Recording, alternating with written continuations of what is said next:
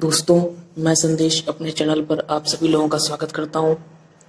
आज का हमारा टॉपिक है पॉसिबिलिज्म या संभववाद। पिछले अध्याय में हम लोगों ने नियतिवाद का अध्ययन किया था और वहां जब हम लोग उसे खत्म कर रहे थे तो हमने बताया था कि इसी का जस्ट अपोजिट है संभववाद, जिसका अध्ययन हम अगले पार्ट में करेंगे। तो अगर आपने नियतिवाद वाला वीडियो नहीं देखा है, उस चैप्टर को नहीं देखा है, तो जरूर देखें, क्योंकि अगर आपने डिटर्मिनिज्म या नियतिवाद को समझ लिया तो संभववाद आप बहुत आसानी से समझ जाएंगे, क्योंकि जस्ट उसका ये अपोजिट है केवल। तो अगर आपने वो नहीं देखा है तो उसे जरूर देखें, क्योंकि उसका ये अपोजिट है, उसी का केवल विपरीत बातें इसमें बताई गई हैं। तो जिस प्रकार से जब हम लोग नियतिवाद पढ़ रहे थे तो वहां हम लोगों ने एक सीक्वेंस बनाया था कि सबसे पहले हम बेसिक इंट्रोडक्शन को जानेंगे, फिर हम लोग अन्य चीजों पे आएंगे।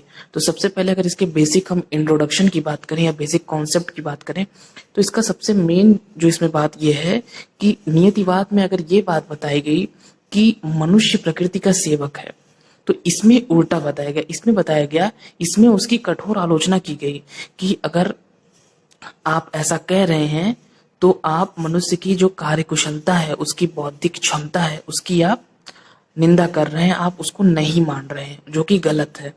तो कहीं न कहीं इसमें मनुष्य को श्रेष्ठ सिद्ध करने का प्रयास किया गया है इस विचारधारा में। और इस विचारधारा के समर्थक ये कहते हैं कि आज हमारा समाज या हम लोगों ने जितना डेवलपमेंट कर लिया, जितना हमारा विकास हो गया है, हर स्थान तक मानव ने अपनी पहुंच बनाई है,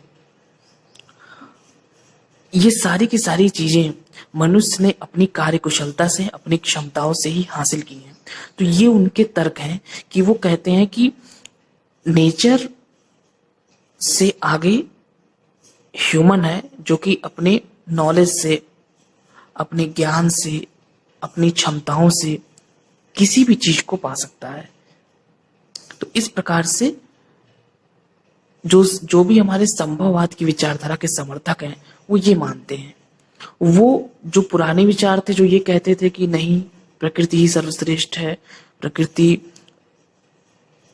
सर्वशक्तिमान है, इनका खंडन करते हैं। और जो भी हमने बातें की कि मनुष्य की कार्यकुशलता, मनुष्य की क्षमता, मनुष्य की नॉलेज, इन सब पर बल देते हैं कि मनुष्य अपनी क्षमताओं से किसी भी चीज को हासिल कर सकता है। और वर्तमान समय में जो भी हमारा डेवलपमेंट है, जितनी ऊंचाइयों तक ह्यूमन या कह सकते हैं मनुष्य ने अपनी पहुंच बनाई है, वो सारी की सारी चीजें उसने अपनी कार्यकुशलता से, अपनी बौद्धिक क्षमता से हासिल की है। तो अगर हम एक सारांश के रूप में एक लाइन में कहना चाहें कि संभववाद की विचारधारा क्या कहती है, तो संभववाद की विचारधारा यह कहने का प्रयास करती है कि मनुष्य प्रकृति से श्रेष्ठ है, सुप्रीम है, और जो मेन कंट्रोल है वो ह्यूमन के हाथ में है। और यह विचारधारा जो हमारी डिटर्मिनिज्म का कॉन्सेप्ट है उसकी कठोर कड़ी निंदा करती है। यहाँ एक चीज और लिखी है, फ्रेंच थॉट। वहां हमने पहले भी बात की थी कि जो हमारा पॉसिबिलिज्म है एक फ्रेंच थॉट है, एक ये फ्रांसीसी विचारधारा है। अक्सर यह प्रश्न सीधे सीधे आ जाता है कि संभववाद कौन सी विचारधारा है, तो वहां बताएंगे ये एक फ्रांसीसी विचारधारा है। और इसको दिया किसने था? महान French geographer Vidal de la Blache इसके प्रवर्तक माने जाते हैं। जब हम लोग फ्रेंच स्कूल ऑफ थॉट पढ़ेंगे तो वहाँ काफी डिटेल में इन पे हम बात करेंगे, इनका अध्ययन करेंगे। बहुत सारे इनकी बुक्स हैं, बहुत सारे इनके विचार हैं जिनका वहाँ हम अध्ययन करेंगे। यहाँ उतनी गहराई में नहीं जाएंगे, यहाँ सिर्फ हम इतना जानेंगे कि विडाल डी ला ब्लाश जो कि एक महान फ्रेंच जियोग्राफर माने जाते हैं, वे संभववाद के जनक हैं। जैसे हमारे रेड्जल किसके थे? नियतिवाद के रेड्जल महोदय थे। और संभववाद के ये क्वेश्चन भी आते हैं कि हु इज द फादर या who give the concept of determinism, तो आप वहां बताओगे रेड्जल। और अगर ऐसे आता है कि हु गिव द कॉन्सेप्ट या who is the father of possibilism, तो आप बताएंगे Vidal de la Blache, a great French geographer, is a father of possibilism. या आप कह सकते हैं कि he give the concept of possibilism, संभववाद। इसके बाद कुछ नाम और लिखे हुए हैं, जैसे ब्रूंश, इनका पूरा नाम है जीन ब्रूंश। डिमांजिया। तो ब्रोंज, डिमांजिया, ये सारे के सारे जो लोग हैं ये ब्लाश के ही शिष्य हैं। जब हम लोग फ्रेंच स्कूल ऑफ थॉट पढ़ेंगे तो वहां हम फ्रांस के बड़े बड़े भूगोलवेत्ताओं का अध्ययन करेंगे। उसमें ब्लाश, ब्रोंस, डिमांजिया, इमानुएल डी मार्तोन, ब्लांशार, जिनका पूरा नाम राउल ब्लांशार है। तो बहुत सारे हम लोग जियोग्राफर्स का अध्ययन करेंगे। तो उसमें हम ये देखेंगे कि ब्लाश तो सबसे मेन थे, इसके बाद जितने आए ये इनके शिष्य हैं। ब्रोंज भी ब्लाश के शिष्य हैं, डिमांजिया भी ब्लाश के शिष्य हैं, और बहुत सारे ब्लाश के शिष्य हमको मिलेंगे, डिमांजिया, मार्तोन, ब्लांशार।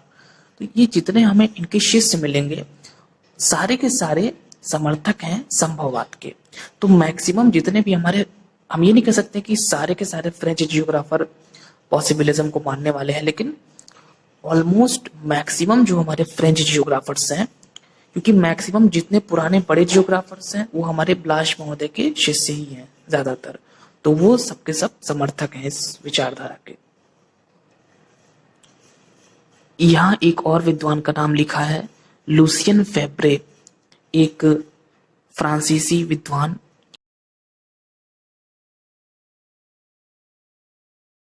इनकी पुस्तक थी जियोग्राफिकल इंट्रोडक्शन टू हिस्ट्री। तो अपने इस पुस्तक जियोग्राफिकल इंट्रोडक्शन टू हिस्ट्री में इन्होंने संभववाद टर्म का सबसे पहले यूज किया है। कभी भी आप इसमें ना कंफ्यूज होइए कि लूसियन फेब्रे और विडाल डी लाप्लाश में कि अगर टर्म का इन्होंने यूज किया है, लेकिन कॉन्सेप्ट इनका नहीं है। कॉन्सेप्ट तो मेन प्रवर्तक तो ब्लाश महोदय ही हैं। तो कहीं भी ये नहीं आप लिखेंगे कि लूसियन फेब्रे ने संभववाद की विचारधारा को दिया, ये चीजें बताई। ये चीजें नहीं बताई हैं चीजें, उन्होंने टर्म दिया है, कुछ बातें की हैं, लेकिन मेन काम इसमें किया। और प्रवर्तक या फादर जो माने जाते हैं वो ब्लाश महोदय ही इसके माने जाते हैं। लूसियन फेब्रे ने सर्वप्रथम इस टर्म का यूज किया, इस शब्दावली का प्रयोग किया, संभववाद। तो अगर कभी पूछा जाए कि संभववाद शब्दावली का सर्वप्रथम प्रयोग किसने किया, तब तो हम लूसियन फेब्रे को सही आंसर मानेंगे। लेकिन इस विचारधारा के जनक कौन है, इस विचारधारा के प्रवर्तक कौन है, किसने इस कॉन्सेप्ट को दिया, तो वो आप ब्लाश के साथ जाएंगे। ब्लाश उसका सही उत्तर है, विडाल डी लाप्लाश। और हाँ, एक चीज है कि दोनों फ्रेंच हैं, दोनों फ्रांस एक के ही हैं, ये चीज इंपॉर्टेंट है। लूसियन फेब्रे भी एक फ्रांसीसी है और ब्लाश भी एक फ्रांसीसी है। पूरी की पूरी हमारी जो ये विचारधारा है ये फ्रेंच थॉट है। और जियोग्राफिकल इंट्रोडक्शन टू हिस्ट्री में इन्होंने अपनी ये बातें बताई। इसमें एक चीज अक्सर पूछी जाती है जो इनका कथन है, जो कि इसमें ये कहते हैं, कहीं भी अनिवार्यता नहीं है, सर्वत्र संभावनाएं विद्यमान हैं और मनुष्य इन संभावनाओं के स्वामी के रूप में उनके प्रयोग का निर्णायक है। There is no necessities but everywhere possibilities, and man as master of these possibilities is the judge of their use. हमें इसकी बहुत ज्यादा व्याख्या करने की आवश्यकता नहीं है। ये बस ये कहने का प्रयास कर रहे हैं कि कहीं भी अनिवार्यता नहीं है, हर जगह संभावना है। मतलब मनुष्य के लिए हर चीज संभव है, हर जगह संभावनाएं विद्यमान है।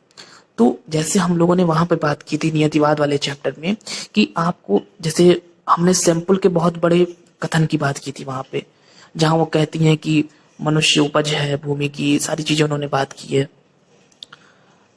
तो उन कथनों को हमें रटना नहीं है, हमें बस एक हिंट के रूप में समझना है कि अगर ऐसा कोई कथन आता है जिसमें लिखा है कि सर्वत्र संभावनाएं विद्यमान हैं, अनिवार्यता नहीं है, इस तरह के अगर कथन आते हैं तो आप उसको बताएंगे कि ये कथन लूसियन फेब्रे का है। तो ये बस आपको एक हिंट के लिए केवल ये चीज है। तो यहां पर आप इस तरीके से लिख सकते हैं जैसे मैंने लिख दिया संभावनाएं। तो इससे सिर्फ एक शब्द से आपको पूरी की पूरी लाइन याद आ जाएगी, जिसमें ये कहते हैं कि कहीं भी अनिवार्यता नहीं है, हर जगह संभावनाएं विद्यमान है। बस इतना आप याद रखिए, पूरे कथन को मत याद करें। सिर्फ अगर पूरा कथन याद हो जाता है तब तो ठीक है, नहीं तो जितना मैंने बोला है कि सर्वत्र संभावनाएं विद्यमान है, कहीं भी अनिवार्यता नहीं है, इतना अगर याद रहेगा तो कहीं कहीं भी अगर टिक वाला क्वेश्चन आता है लगाने को कि ये कथन किसका है, तो आप तुरंत उसको समझ जाएंगे कि लूसियन फेब्रे ने कथन का प्रयोग संभववाद के संदर्भ में किया था। बस यहाँ इतना ही समझना है, बहुत ज्यादा इसकी व्याख्या हमें नहीं करनी है।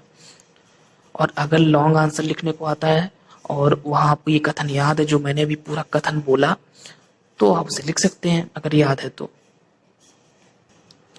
यहाँ एक और हम कथन का अध्ययन करेंगे। विडाल डी लाब्लाश का एक कथन है कि मनुष्य के लिए प्रकृति का स्थान एक सलाहकार से अधिक नहीं हो सकता। नियतिवाद में कहा गया था कि मनुष्य सेवक है, सर्वशक्तिमान नेचर है, लेकिन आप यहाँ देखिए जस्ट अपोजिट बात की जा रही है कि सलाहकार है केवल नेचर। और इंग्लिश में से हम कह सकते हैं कि nature is never more than an adviser. तो जैसे हमने यहाँ बात की कि अगर आपको पूरा कथन याद है तो आप कथन लिख दीजिए कि मनुष्य के लिए प्रकृति का स्थान एक सलाहकार से अधिक नहीं है, और केवल आपको हिंट अपने दिमाग में रखना है। तो विडाल डी लाब्लाश के साथ आप याद कर लीजिए सलाहकार।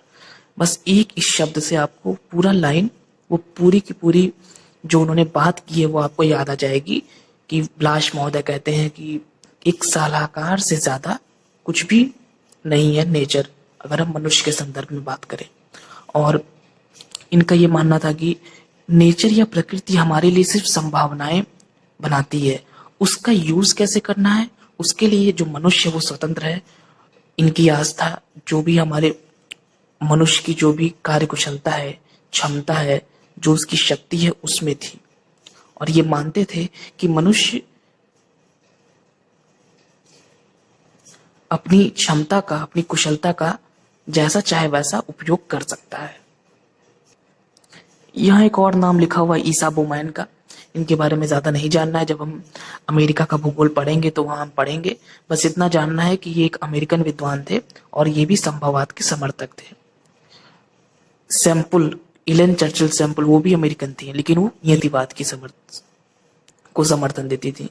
लेकिन ईसा बोमैन ये भी अमेरिकन जियोग्राफर थे, बट ये समर्थक थे संभववाद के। तो ये कुछ चीजें दिमाग में रखनी पड़ेंगी थोड़ी बहुत, कि कौन एक ही जगह के अलग अलग जियोग्राफर अलग अलग जो है विचारधाराओं को मानते हैं। अभी हमने वहां देखा सैम्पल और हंटिंगटन, ये दोनों लोग अमेरिकन है बट किसको मान रहे हैं? डिटर्मिनिज्म को। ईसा बोमैन भी अमेरिकन है बट ये मान रहे हैं पॉसिबिलिज्म को। तो ये कहना कि सारे के सारे अमेरिकन पॉसिबिलिज्म को मानते हैं, सारे के सारे जर्मन इसको मानते हैं, ये थोड़ा मुश्किल हो जाता है। इसीलिए इसको बहुत ज्यादा रटने की आवश्यकता नहीं है, लेकिन कुछ जो बड़े जियोग्राफर हैं उनके बारे में समझना जरूरी है। जैसे अब अमेरिकन जियोग्राफर्स में तो बहुत सारी लंबी लिस्ट है उनकी, सबका अगर हम पढ़ने लगेंगे कि कौन डिटर्मिनिज्म को मान रहा है, कौन आपका पॉसिबिलिज्म को मान रहा है, तो मुश्किल हो जाएगा। लेकिन कुछ जो मेन हमारे हैं जैसे सैम्पल, हंटिंगटन, ईसा बोमैन, कुछ कुछ को हम पढ़ेंगे, कुछ कुछ को समझ लेंगे। क्योंकि अक्सर सीधे सीधे ये प्रश्न आता है कि जैसे एक बार प्रश्न आ गया था कि मार्क जेफरसन संभववादी थे कि क्या थे? मार्क जेफरसन भी एक अमेरिकन जियोग्राफर है। तो कभी कभी इस प्रकार के प्रश्न भी आ जाते हैं। तो इसके लिए कुछ नहीं करना है, बस जो भी हमारे मेन जियोग्राफर्स हैं हम पढ़ते चलेंगे और ये देखते चलेंगे कि वो किस विचारधारा को मानते हैं। जैसा कि अभी तक हम लोगों ने कई लोगों को देखा, जैसे यहाँ पे हम देख रहे हैं ब्लाश, ब्रूंश, डिमांजिया, लूसियन फेब्रे, ये सारे के सारे समर्थक हैं पॉसिबिलिज्म के। ईसा बोमैन एक अमेरिकन है, फ्रेंच नहीं है, लेकिन ये भी समर्थक हैं पॉसिबिलिज्म के। अब ये सारी चीजें हो गई, हमने पॉसिबिलिज्म के बारे में काफी कुछ जान लिया, बेसिक इंट्रोडक्शन जान लिया। अब आइए हम ये देखें कि अगर कभी लिखने के लिए शॉर्ट नोट आता है तो कैसे लिखेंगे। जैसे हमने डिटर्मिनिज्म में एक छोटे से 50 से 60 वर्ड के शॉर्ट नोट को समझा था, वैसे ही यहाँ पे भी करते हैं। हम शुरू कैसे करेंगे? हम ऐसे लिखेंगे, संभववाद एक प्रमुख भौगोलिक विचारधारा है, या कह सकते हैं संभववाद भूगोल की एक बहुत ही प्रमुख विचारधारा है। इस विचारधारा में मनुष्य को प्रकृति से ज्यादा महत्व दिया गया है, या कह सकते हैं कि इस विचारधारा में मनुष्य को प्रकृति से शक्तिशाली बताया गया है और प्रकृति को मनुष्य का सलाहकार बताया गया है। यह विचारधारा नियतिवाद की आलोचना के फलस्वरूप विकसित हुई। सर्वप्रथम संभववाद शब्द का प्रयोग लूसियन फेब्रे ने किया और इसके पश्चात इस विचारधारा के जो प्रवर्तक माने जाते हैं, जिन्होंने इस कॉन्सेप्ट को दिया, पूरे कॉन्सेप्ट को और फेमस किया, वो कार्य जो किया वो किया विडाल डी लाप्लास महोदय ने, जो कि एक महान फ्रांसीसी विद्वान या फ्रांसीसी भूगोलवेत्ता माने जाते हैं। इसके अंतर्गत अगर हम देखें तो ब्लाश महोदय का कथन बहुत ही ज्यादा महत्वपूर्ण है, जो कि कहते हैं कि प्रकृति का स्थान मनुष्य के लिए एक सलाहकार से ज्यादा नहीं है। तो इस प्रकार से हम एक छोटा शॉर्ट नोट इस पे लिख सकते हैं। और इस कॉन्सेप्ट या इस विचारधारा के समर्थक ये तर्क देते हैं कि आज मनुष्य ने जो डिजर्ट एरियाज है वहां पर भी खेती करना शुरू कर दिया। अगर हम इंडिया के संदर्भ में देखें तो इंदिरा कैनाल से जो राजस्थान के जो शुष्क क्षेत्र है वहां पर भी अब खेती हो रही है। तो इस प्रकार के ये तर्क देते हैं। मनुष्य ने अपनी पहुंच दुर्गम से दुर्गम क्षेत्रों तक बना ली है। डिजर्ट में एग्रीकल्चर हो रहा है, हर जगह मनुष्य पहुंच रहा है। तो इस प्रकार के तर्कों से ये अपने इस बात को सिद्ध करने का प्रयास करते हैं, जो भी इसके समर्थक हैं। और अब इसकी हम आलोचना पे जब बात करेंगे तो आलोचना में हम ये लिखेंगे कि यद्यपि मनुष्य ने एक पहुंच बनाई है, डिजर्ट में एग्रीकल्चर हो रहा है, लेकिन दुनिया के हर डिजर्ट में जो अब सहारा में एग्रीकल्चर हो सकता है कुछ सालों बाद किसी क्षेत्र में शुरू हो जाए थोड़ा बहुत, लेकिन जिस तरीके से एग्रीकल्चर प्लेन एरिया में होता है वो एग्रीकल्चर तो वहां नहीं हो सकता, कभी भी नहीं हो सकता, चाहे मनुष्य जितनी भी तरक्की कर ले। हो सकता है कुछ फसलें टुंड्रा क्षेत्र में खेती नहीं होती है, हो सकता है मनुष्य बहुत आगे चला जाए कुछ सालों बाद और वहां थोड़ी बहुत कोई फसल उग जाए, लेकिन अब आप कहें कि गेहूं, चावल, इस तरह की जो हमारी फसलें, इनकी खेती वहां होने लगे, बड़े पैमाने पे होने लगे, जितने की प्रेरी में होती है और जो हमारे बड़े बड़े क्षेत्र है वहां पे इन अनाजों की खेती होती है, तो ये तो वहां असंभव है, हमेशा असंभव है। हमेशा वहां कभी भी इस तरीके का कार्य नहीं हो सकते, चाहे कितना भी टेक्नोलॉजी का डेवलपमेंट हो जाए। और बहुत हम करेंगे, मान लीजिए कि अपने रूम के टेम्परेचर को बदलने के लिए हम कूलर या एयर कंडीशनर का यूज कर सकते हैं, लेकिन जहां तक बात है मौसम या जलवायु को बदलने की, तो वहां तक भी अभी मनुष्य की पहुंच नहीं है। तो इस प्रकार के जो इस विचारधारा के आलोचक हैं वो इस प्रकार के तर्क देते हैं और संभववाद को गलत सिद्ध करने का प्रयास करते हैं। और जिस प्रकार से आलोचना हर विचारधारा की होती है वैसे ही इसकी भी हुई है। तो दोस्तों, इस प्रकार इस अध्याय में इतना ही। आगे हम लोग अब इसके आगे बढ़ते हुए जो अगला कॉन्सेप्ट है, अगली विचारधारा है नियो डिटर्मिनिज्म या नव नियतिवाद या नव पर्यावरणवाद, उसका अध्ययन करेंगे।